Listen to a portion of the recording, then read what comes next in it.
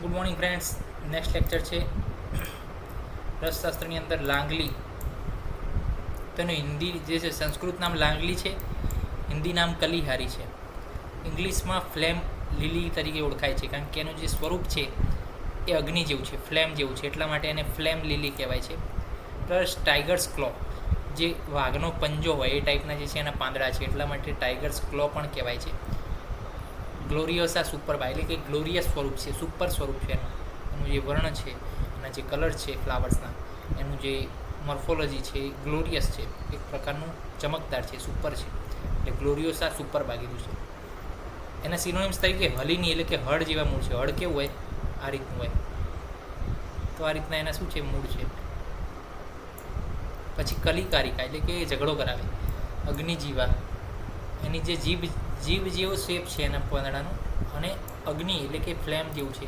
જો તમે જોઈ શકો છો જીભ જેવું જે છે, ઓકે, અહીંયા જોઈ શકો છો તમે દરેક ઇમેજની અંદર એનું જે સ્વરૂપ છે એ જીભના આકારનું જે છે પાંદડાનું સ્વરૂપ છે, પ્લસ ફ્લેમ છે, એટલે જે છે એને એ પ્રકારનું કીધું છે. અગ્નિ જીવા, સ્વર્ણ પુષ્પ એટલે કે સારા પુષ્પો છે, અને ગર્ભપાતીની છે, અને એક્શન ઉપરથી એનું સિનોનિમ્સ આપેલું છે.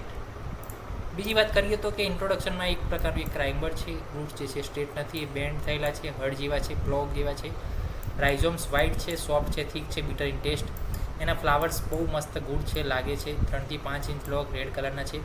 કલેક્શન પંજાબ, બંગાળ અને હિમાલયમાં જોવા મળે છે. ક્લાસિફિકેશનની અંદર ઇરિટન્ટ ઓર્ગેનિક પોઈઝન છે.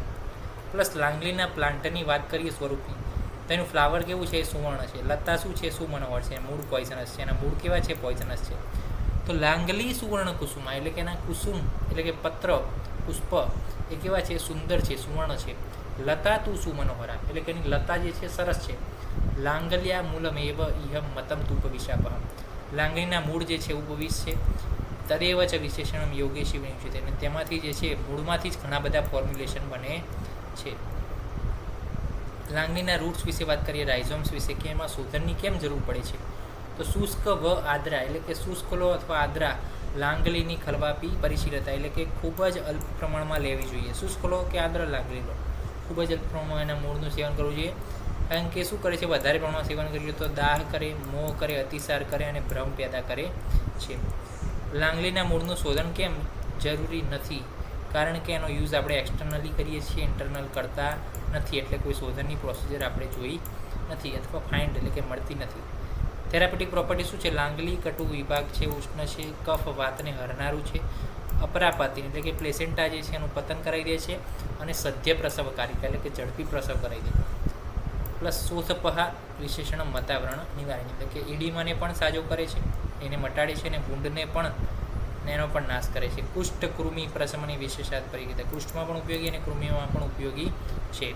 તો થેરાપેટિક પ્રોપર્ટીઝ બહુ અગત્યની, કે કટુ વિપાક છે, ઉષ્ણવીર્ય છે, કફવાતને હરે છે, અપરાપતિની છે, સદ્ય પ્રસવકારિકા છે, પ્લસ શોથ અને વ્રણમાં ઉપયોગી છે, કુષ્ઠ અને કૃમિમાં પણ ઉપયોગી છે. થેરાપેટિક ડોઝ કોઈ સ્પેસિફિક ડોઝ આપ્યો નથી. ફેટલ ડોઝમાં કોલ્ચિસિન અને રાઇઝોમ્સ એના બંનેના ફેટલ ડોઝ આપ્યા છે. 7 થી 70 અને 2.5 થી 5 mg જે છે એના ફેટલ ડોઝ છે. જો ફેટલ ડોઝ લેવાઈ જાય તો ટ્રીટમેન્ટ શું કરીશું? તો ગેસ્ટ્રિક લેવેજ છે, મોનિટરી રેસ્પિરેશન અને સિસ્ટેમિક ટ્રીટમેન્ટ આપણે કરવાની છે, સિમ્પ્ટોમેટિક ટ્રીટમેન્ટ આપણે કરવાની છે. આની અંદર એક્ટિવ પ્રિન્સિપલ કયા? કોલ્ચિસિન અને આઇસોપલ્લોલિરિન, એ બે જે છે એક્ટિવ પ્રિન્સિપલ એની અંદર રહેલા છે. અને મૂળ વધારે પોઈઝનસ જો પ્રોલોંગ યુઝ એનો કરવામાં આવે તો પીલિંગ ઓફ ધ સ્કિન એટલે કે કુષ્ઠના રોગો જોવા મળે છે, અને વજાઇનલ બ્લીડિંગ પણ જોવા મળતું હોય છે સ્ત્રીઓની અંદર.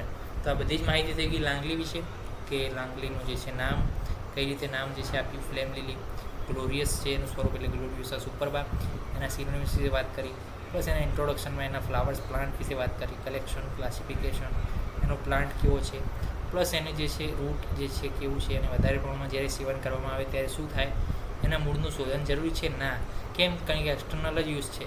પ્લસ એના થેરાપેટિક પ્રોપર્ટીઝ અને ફેટલ ડોઝ વિશે માહિતી આજે મેળવી છે. નેક્સ્ટ લેક્ચરની અંદર મળીશું નવા વિષય સાથે. ત્યાં સુધી રજા આપશો. જય હિન્દ, જય ભારત, જય આયુર્વેદ, જય ધન્વંતરી. નમસ્કાર.